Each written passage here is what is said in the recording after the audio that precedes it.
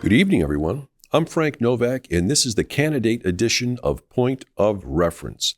Tonight, we give you a brief introduction to each candidate running for office in Haverhill's 2025 elections, incumbents as well as newcomers, in an effort to get you to know them a little better, to help you decide who to vote for on Election Day, Tuesday, November 4th. We are very proud most of the candidates took us up on our invitation. 29 out of 31 agreed to participate over a 3-day period. For those that found it difficult to attend, we even provided remote access too. For those that decided not to partake, we wish them well. This year, we also solicited questions from you, the viewers, and we used them in an effort to make you part of the process as well. While HC Media and Haverhill Community Television are unable to run events such as these candidate interviews and 1-minute messages themselves, I am very pleased that they've allowed me to do my own independent program, lending their technical talent and expertise as support in producing a very professional product that could be held up as an example for other communities to follow. In Ward 7, City Councilor Catherine Rogers and School Committeeman Tom Graneman are both running unopposed and still chose to participate in the interviews. Catherine Rogers is running for re-election to the City Council in Ward 7, and she's with us here this evening to answer our questions. Welcome to the program, Catherine. Yes, thank you for inviting me. Appreciate it. I appreciate your being able to be here. I know that you are running unopposed. Yes, I am. I'm running unopposed this year and for Ward 7, and I'm still out there trying to put up signs. I'm not trying to spend money because that's not what I'm trying to do, but I'm trying to get out there to say I am still here. I'd be happy to get together with coffee with anybody that wanted to.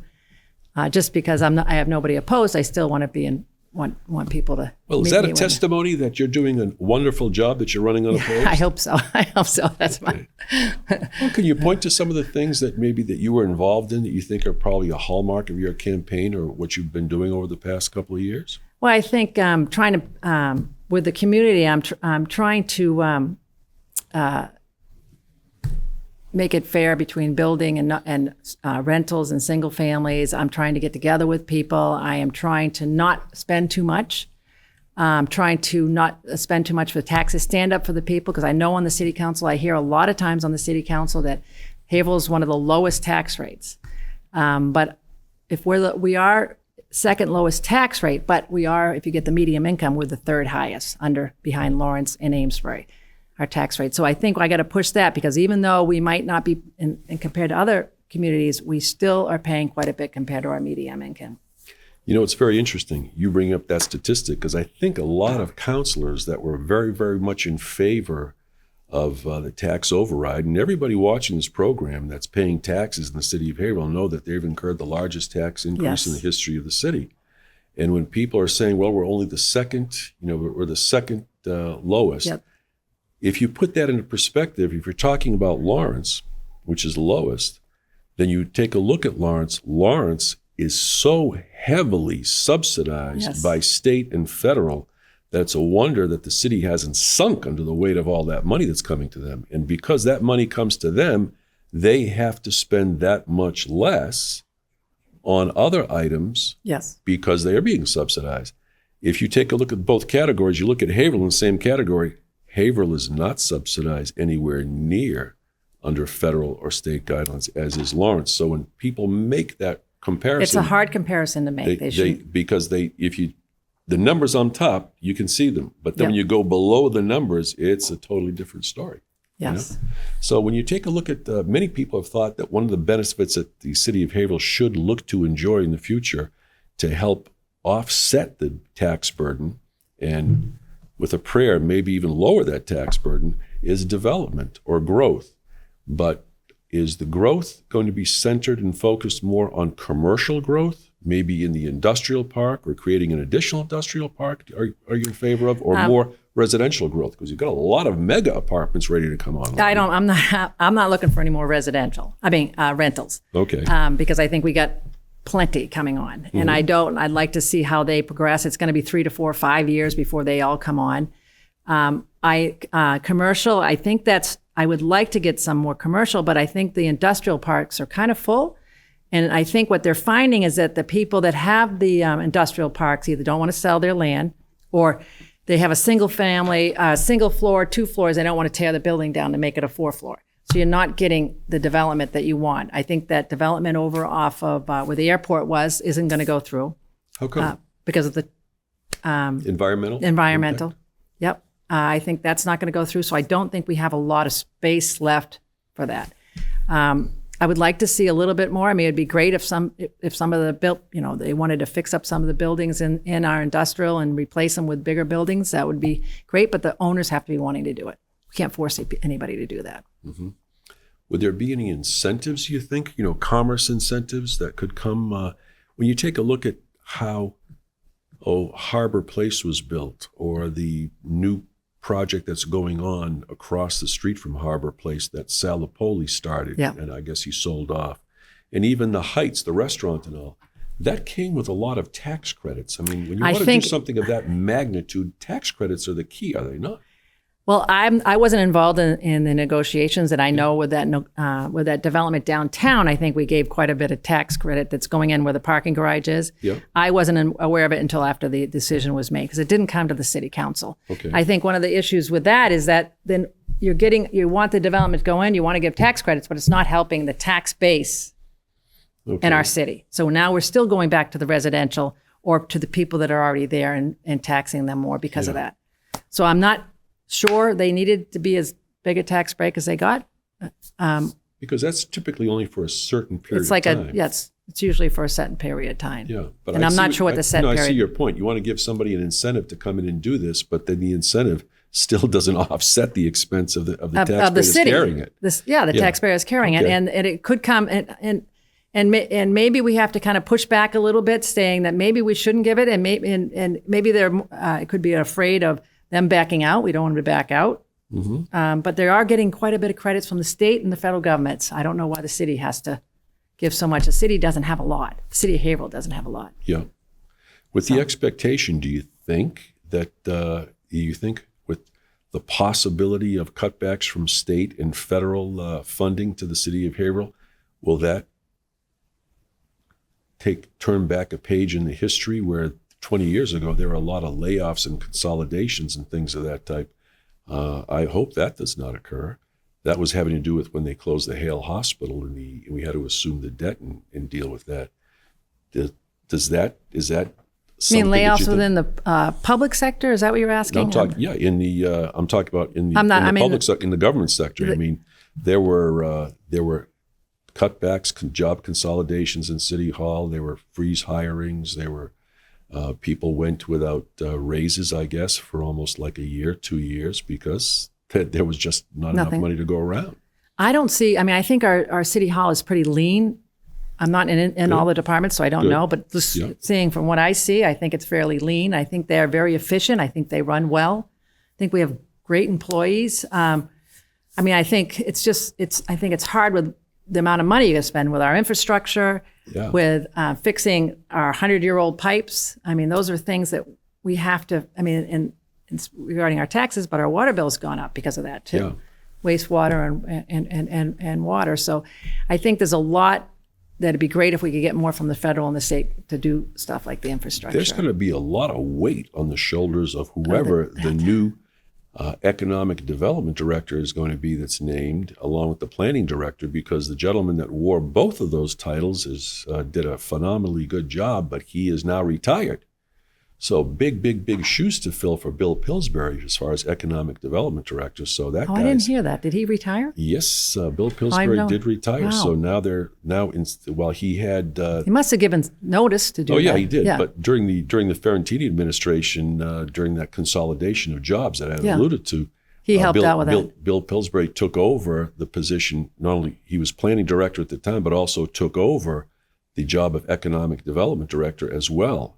And he was wearing both of those titles, along with maybe a few other ones as well, because he's just a very capable individual. Now that he's retired, they're splitting that up, and they're having one job attributed to an economic development director, the other job attributed to the planning director.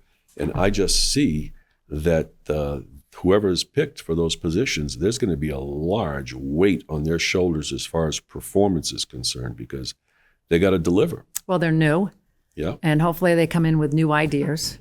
You don't want to, you want somebody that's going to be proactive and be willing to get out there and try to develop. They have to have connections too. I mean, that's one of the things. They have to have connections That's it. to be able to do the job like that. Do you figure that based upon what you know and your tenure on the city council so far, I mean, it's a good idea since you know the territory and you try to anticipate what's coming down the pike so you can get ready for it by utilizing either this plan, that plan, or another plan. Do you see something, what do you see coming down the pike that the city's going to have to get prepared for? We've got just about a minute left. I think just the expense of the infrastructure is going to be huge for us. I think. You're talking about the sewer replacement? Yeah, sewer and all that, just because of the time frame that we've done it. I think. I don't know if anything. Just talking about the school systems too. I'm not sure our city is going to be willing to. You mentioned Whittier. I don't think they're going to be willing to vote to have that redone. I think we're just going to have to live with what we have. And I think just making sure that our development, all the development that's coming in, is really being taken care of. The streets, the sewer, the water. We're just making sure we're on top of all that to make sure it runs smoothly. I think that's. So just running, trying to stretch a dollar like silly putty as far as it can go. And make sure we follow through and finish it correctly and make sure we do the best we can and it doesn't fall apart soon after. You know what I mean? We really need to do a top. So it can't just look good at 50 feet away. It has to be good quality. Okay, fair enough. That's good. I appreciate it. That'll have to be the last word. Catherine Rogers, running for City Council in the 7th District. Thanks very much for being here. Thank you very much for your time. We wish you best of luck in the upcoming election. Thank you. I hope your numbers are tall. Thank you. We're talking with Tom Graneman right now, who is running for school committee in the Ward 7 district. Mr. Graneman is running unopposed, which may be a testimony. Tom, welcome to the program for your excellent performance, is it not? Well, thank you. I'm pleased to be here. Thank you. That's great. Well, glad to have you here. I know you're running unopposed in this Ward 7 system. You've been a school committeeman for how long? Well, a year and a half. Yep. That being the case, can you tell us what some of the things are that are confronting the school system? Because what we're talking about is being able to anticipate and try to get ready for it rather than react. What can you give us? Can you give us a handle on that? Well, my background's in public finance, and so I've been focusing on the financial aspects of the school committee.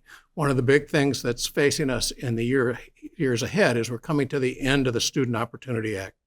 The State Student Opportunity Act provided a lot of extra resources to gateway cities such as Haverhill over the last few years, and it's been gradually increasing. We're coming to the end of that, and the legislature has not yet defined what happens after that.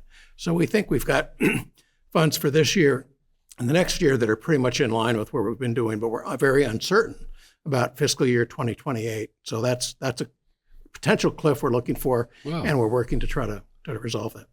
It's interesting that in being able to anticipate, you've added the quintessential answer to the question I gave, getting ready for that down the road. That Student Opportunity Grant, what did that deliver? Other than funds, were there criteria that went along with it for what the fund should be used for? There was an expectation that by providing resources to the gateway cities that we'd be able to do more for our students and in terms of raising the teacher salaries to make it more competitive with surrounding districts, and we've done that. Haverhill is now competitive with surrounding districts in teacher salaries. I know that on a statewide level, they've no longer required the MCAS test for graduation, which was a criteria that was in place as early as last year, but no longer now. Can you address that particular fact on a local level? Because I think you're saying, while that may not be the test, there will be other criteria that you're trying to put in place? Right. The obligation of the districts now is it really puts the burden on the districts to make sure we have adequate graduation requirements.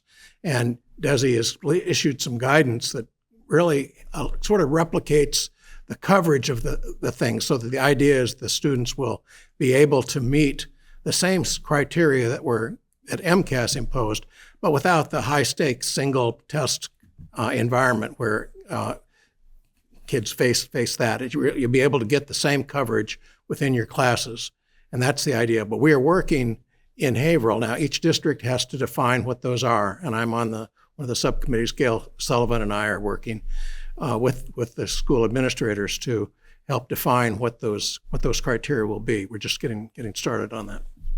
When you talk with your background in finance, and that's where your focus happens to be, the school system is the biggest budget item for the city of Haverhill, as it is, I think, in all communities. Can you tell us, it seems as though Haverhill is always trying to play catch up with what is needed financially in order to make its goal, but never really making it.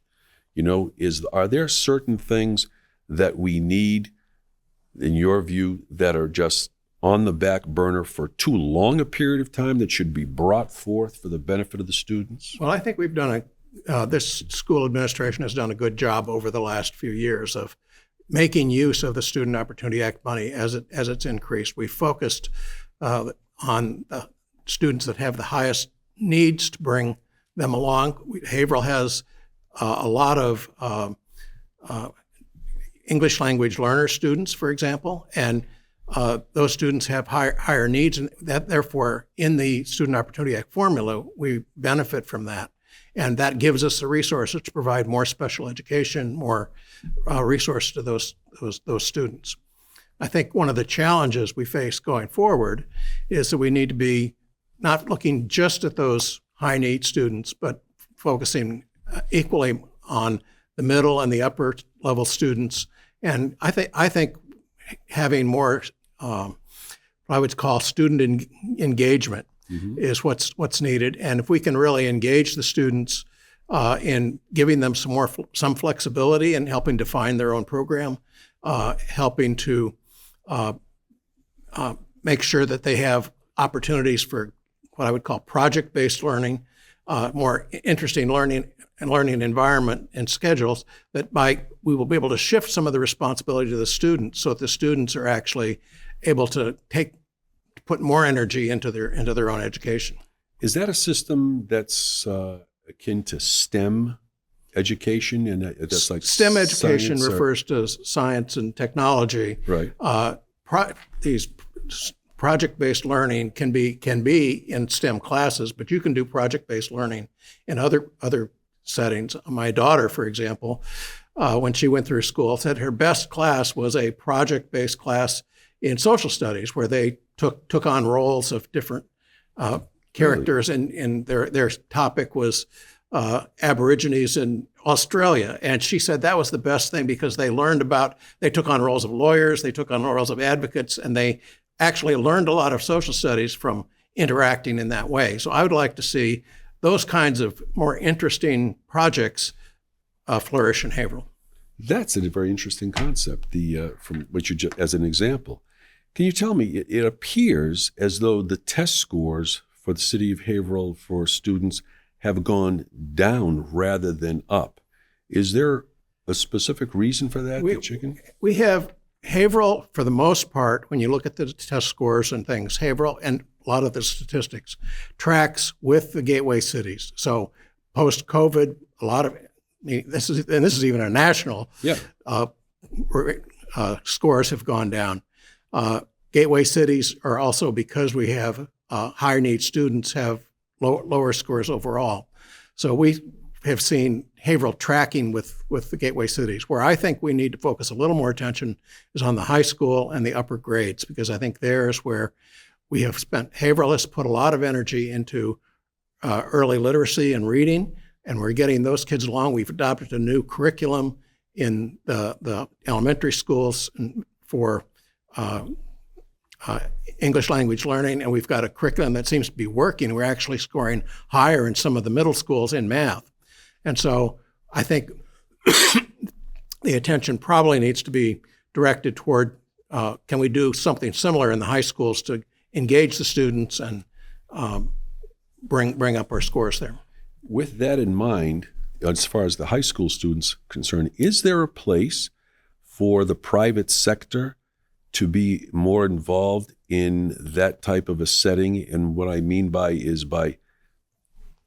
bringing in speakers from different types of businesses or associations to simply give these talks or talk to students, so that to give them some ideas as well as inspiration, as well as maybe some focus. Well, I think that's a terrific idea, to have more engagement with community and businesses. I think students don't get enough exposure to the opportunities that are out there in the working world, and can learn a lot from those kinds of things, those kinds of engagements. Haverhill High has career and technical education programs that are focused more on business things, but I think all students can benefit from better exposure to things that are going on in the community, both in the business sector and in the public sector. If I can ask you, that's, I get it. That sounds great.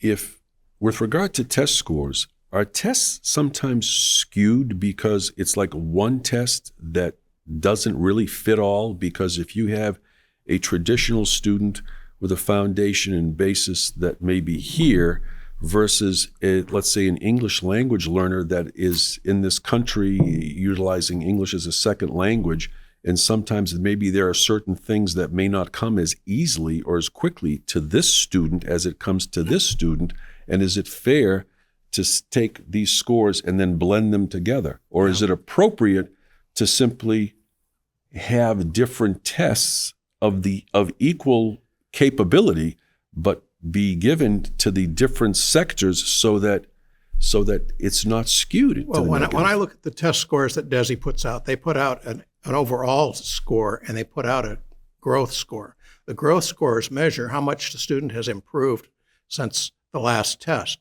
So when I try to look at Haverhill, how we're doing, you can look at the overall scores, and that pretty much tracks with community income, and probably tracks with individual household income within a district. But if we look at the growth scores, we see that oftentimes Haverhill is doing well that our students are in fact learning, even though they're at a lower starting point. So I try to focus on the growth scores as a better indicator of how Haverhill schools are doing. That's great, Tom. That's you're definitely a finance and numbers person, and we appreciate you bringing that insight to us, because those are some things that I did not know, I was not aware of. But I appreciate your being able to be here this evening to answer some of the questions. I know it's just a little bit of a snapshot for the populace to be able to get to know you a little bit, and I know you're going to do well in the upcoming election because you're unopposed. And just all I have to say is simply to keep up the good work, and thanks very much for being here. Thank you so much. Appreciate it.